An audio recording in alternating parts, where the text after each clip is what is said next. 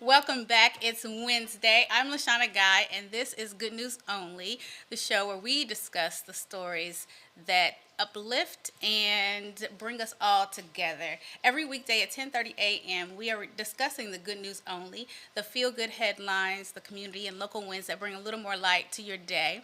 And I want to hear from you too. So if something good is happening in your world, be it a personal victory, a community success, a birthday, or just something that made you smile, send me an email to news25 at week.com and be sure to put Hey Shauna, that's SHAUNA, in the subject line so I know it's just for me. I would love to share good news right here on the show. So let's start today with something good. Today's show is full of reasons to smile as always. But first, I want to tell you that we're doing something new today. So you're going to hear a little sound, a little jingle in the background, and we're going to start taking breaks. Okay, we're going to take these breaks because it'll give you a chance to miss me, right? Think of it that way. So we're going to take short breaks today, and when we do that, the alarm will sound. You may hear it or you may not, and then we'll go to break, and then I will relieve you of your grief, okay, for missing me, and I will come back, and we'll continue. So, what do you say? Should we start with our news or should we talk for a second? I think we should talk for a second. This week, I can't believe it's Wednesday already. I, I'm glad it's Wednesday already, but I cannot believe it's Wednesday already. I feel so dizzy. The days seem to just kind of bleed into each other after a while. And I guess I'm really just dreading Christmas. I cannot believe it's about to be Christmas already. Let me know what your Christmas plans are. Are you going to go to the movies Christmas Day? My family goes to the movies sometimes. If my mom drags me, I'll go to the movies if there's something that she really, really wants to see. But typically, I would rather be at home in my pajamas with my hair all over my head on Christmas. I mean, it's a holiday. What else do you do on a holiday? So what do you do on the holiday? Send me a message. Send it to news25 at week.com and put Hey Shauna in the subject line. I would love to know what you do on the holidays. It might give me some ideas for what I could say no to when my family asks me to do it. Because I'm not. I'm going to walk around with my hair all over my head on Christmas Day and I'll probably be stuck in my phone or I'm going to read a book. That's what I'm going to do for the holiday. Absolutely. After we open, whoever's presents need to be open, those kids, I'm going to be reading a book. So anyway, let me know what you plan to do for the holiday. And then after Christmas, there's New Year's. Have you decided what your resolution? Do you guys do resolutions? I don't do resolutions. I kind of set my intentions for the year because the first of the year is my personal new year anyway because my birthday's January 3rd. So I always kind of assess, look back, reflect over my past year and then kind of decide what I want to do for the year coming forward and do like a vision board. And I think I told you a couple months ago that I'm going to do like instead of a vision board this time because those work, but I promise you, believe it or not, they work. I mean, my whole life changed doing those, but now they don't seem as effective. So I think what I'm gonna do is I bought this like dollhouse, and I'm gonna remodel it, and I'm gonna remodel it for whatever my vision is for my dream home on the beach. So unfortunately, not here in Peoria with all of you. But I'm going to do that to cast my vision for years to come. Maybe not just this one year, but years to come. Anyway, do you do vision boarding for the new year? Let me know. Send me an email to news25 at week.com and let's swap ideas because I definitely need something that will motivate me again. Because my other one, it's just the other thing that I was doing, it just doesn't do it for me anymore. So I would love to know. Oh, there's our timer. And here's your first opportunity to miss me. We will be right back.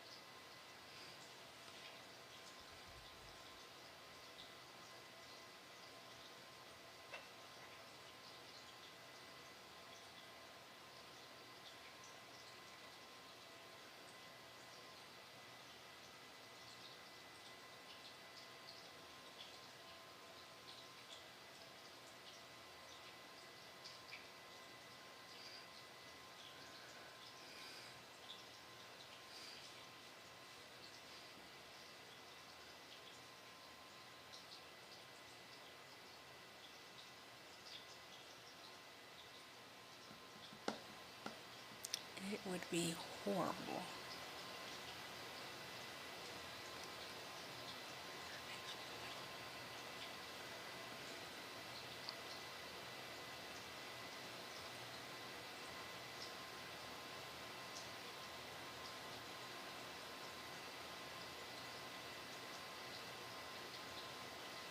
And welcome back. I hope I have you back. So we are going to start with our news. Let's get into our local news. So there is a bright example of renewable energy that's saving real money for schools and neighbors. Take a look at that. So, Illinois' first community solar project was built on a public school property, and it's now live in Brimfield. So, more than 5,000 solar panels span 9 acres next to Brimfield High School. The district leaders say the project will save schools more than 22,000 a year on energy bills. That's really good. Residents can subscribe through the Illinois Shines program and save up to 15% on Emory bills. Officials hope this model spreads statewide, helping schools, communities, and the grid. Always, always a great idea. I wonder if the kids got a chance to participate in this in any way. That would be very interesting, and I'm sure it'd be a great learning experience for them. Well, a new partnership is also working to power up students in a very different way. So, Illinois' top school sports organizations are teaming up to reach students beyond the classroom. IHSA and IESA are partnering with Generation Lead to delay alcohol and drug use. The campaign uses posters, social media, videos, and school materials instead of just assemblies alone. So leaders say, sorry, I looked at my timer because it scared me a little bit. I wanted to make sure I was back with you all. So, leaders say the goal is to normalize being substance free on and off the field, and middle school leaders emphasize starting early to build healthy habits. Organizers hope the message spreads peer to peer before the school year ends. Do you remember? Well, I don't know how old all of you are, but I know when I was in high school, they started the the anti-smoking campaign, and like we used to watch MTV and BT every day after school because we used to watch the countdowns, and they would have all those commercials about smoking because that's when they really decided to tell us that smoking caused cancer, and so it was just all about tobacco companies and anti-tobacco and being healthy and not smoking. And I don't know. I think it worked. I would say just from my little pea brain data, because most of the people that I know that are my age, we don't smoke. So I hope that how they're doing this now will reach the kids the way they described it with using social media and videos and all of that outside of assemblies, because who's listening at the assemblies? I mean, I never was. I was always excited to be out of the classroom for the assembly, not necessarily excited to be at the assembly.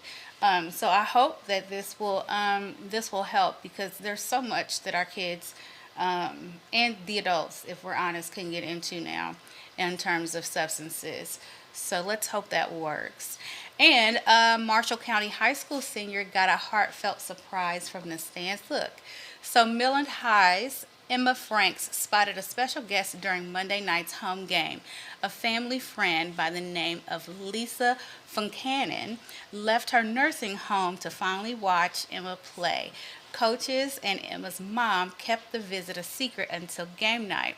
The moment reunited friends who say they feel more like family. This is just a reminder, such a powerful reminder of the power of showing up on and off the court. This definitely reminds me of just remember we talked about a story a couple weeks back, or it may have been 2 weeks ago, maybe now, about a little girl who was best friends with her next door neighbor after his wife died and his children and grandchildren moved away. And she was, or she still is, best friends with him, and she started as a toddler. And here she is now, a high school student, just like this young lady, and she is still best friends with him, and she goes to visit him in the nursing home he lives in. And those relationships, you can see on her face just how meaningful that connection is. I think it's great. I love to see young people. Oh, that means here's your second opportunity to miss me. We are going to break, and we will be back with your national good news in just a moment.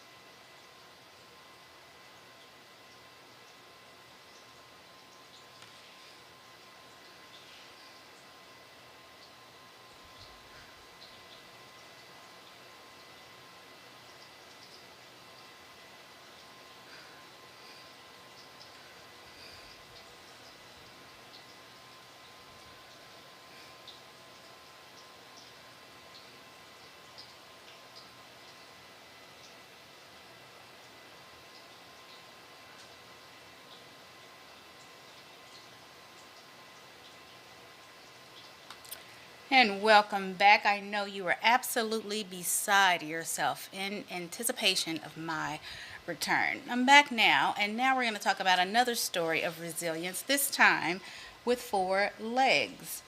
So, a dog who was once left for dead is now training to help others heal.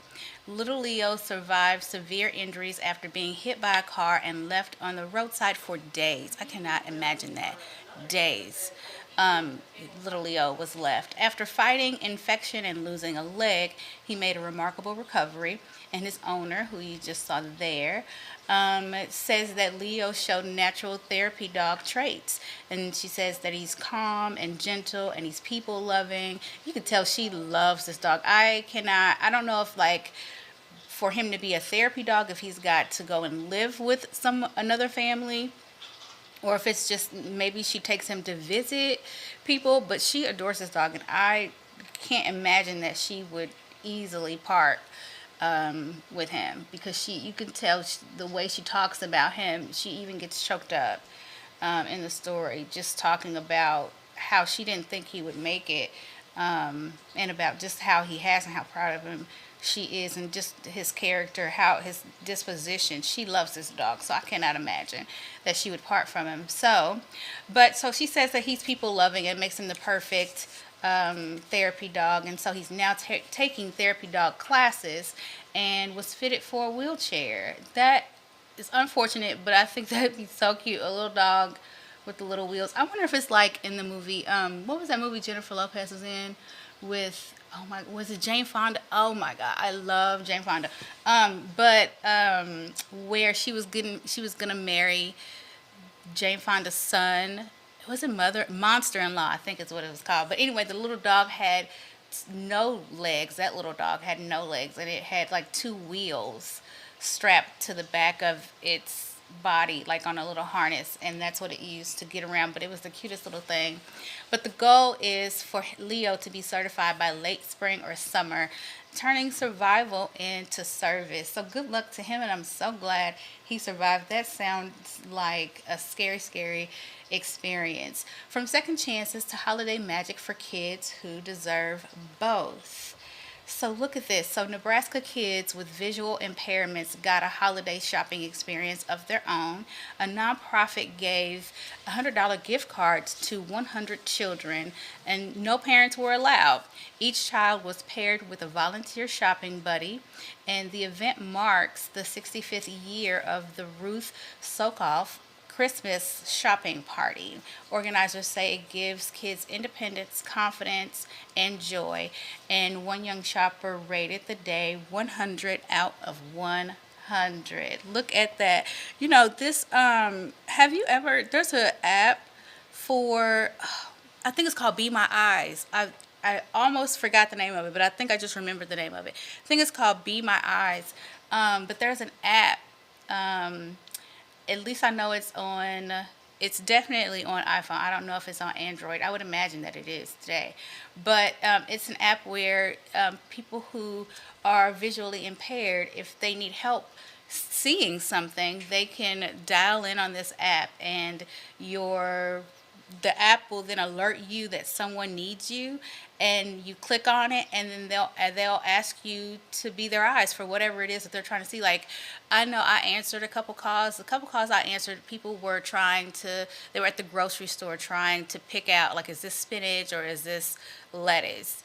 And then you tell them which one in what hand it is, and then they're able to continue their shopping. But this kind of reminds me of that, just in that they have a volunteer that's there helping them be independent and do things on their own. And I love that. I love when we are able as communities to include others.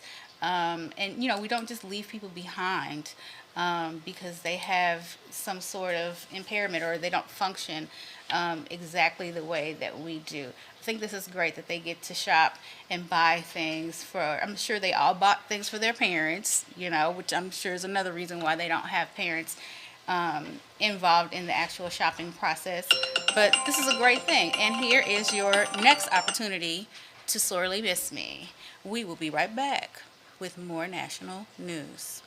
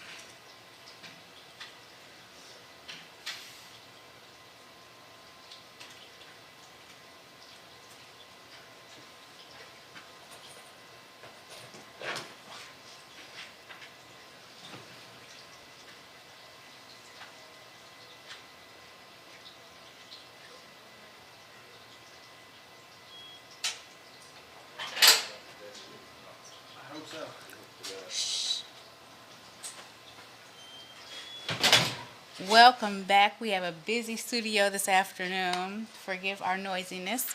But I hope you were able to survive my absence. Now that you have, we're going to move on to surprise reunion months in the making. So, a holiday surprise brought tears and hugs to a Virginia Red Cross office. Look at this. It was so sweet when I saw it. The dad was so sad. Well, he was so happy, right? Happy, sad. You could tell he missed his son. Either way. So, PFC, Patrick Conzal, he reunited with his parents after 19 months overseas. He's been stationed in Korea since July of last year, and the reunion was especially meaningful as his mother is been diagnosed with cancer. So she's battling cancer, and her baby has been gone for 19 months, and so she was diagnosed in his absence. I'm sure that had to be hard. The American Red Cross made the homegoing possible, and they said that they select one person a year out of everybody in the United States that has been deployed or that is overseas, and Patrick happened to come up on the list. And so Patrick, you could tell he feels a little bit. That's his dad there, who just was beside himself with being able to see his son again. But Patrick, you could tell he feels a little bit of like guilt over being chosen, because he says that there are people who have been over there for much longer than he has, who hasn't gotten the opportunity to come home, but that they were all happy for him, and this opportunity, or the knowing that there are others who would love to be in his position and can't at the moment, makes him much more grateful for this opportunity. The Red Cross made the homegoing possible, as I said, and the family says that this Christmas will be one that they will never ever forget. I bet they won't. Congratulations to them. I'm so happy for them. And just in case you ever wanted to know, just in case you needed to know, Dick Van Dyke is 100 years old. I cannot believe he's 100 years old. I remember watching, you remember a long time ago, but sometime ago, Nick at Night would come on, and they would show all of the old shows. This was one that I used to watch, and I loved it. I thought he was, as a young man, so handsome. He was so cute to me. But I loved that show. I loved the comedy. It was a great show. I really did enjoy it. And then I've also liked a lot of his other movies, or a lot of his other things that he's been in. A couple of movies that he's been in, I have liked. There's stuff that I don't watch, but definitely, was it Mary Poppins? Was it Mary Poppins? Tell me if you know which movie it was that I'm talking about. Because I think it stars Julie Andrews. Send me a message to news25 at WEK.com and let me know which movie I'm thinking about that Dick Van Dyke starred in. It was very colorful, and I'm trying to remember. Or was it? It wasn't The Sound of Music. It was not. Couldn't have been. It was not. Anyway, let me know. I can't remember it off the top of my head in this moment, and I hate when that happens. So his career includes an Emmy, a Tony, and Grammy wins, and a special documentary screened in theaters to mark his 100th birthday. So that's great. And he says that he's kept things simple, celebrating his birthday with Jeopardy reruns. And now is your next opportunity to miss me. We will return in a few short minutes.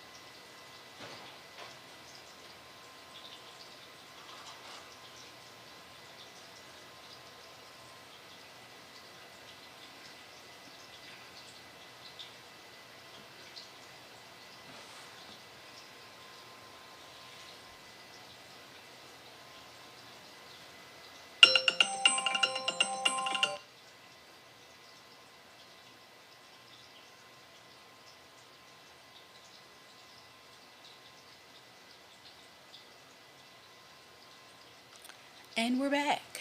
Well, that's a wrap from me today. Now I want to hear from you. Please go to news25 at WEK.com and let me know what you thought about today's show. Be sure to put Hey Shauna, that's SHAUNA, in the subject line so I know it's for me. In the meantime, be sure to check out the midday newscast and meet me back here tomorrow morning at 10:30 a.m. I'm LaShauna Guy for 25 News. Have a wonderful morning.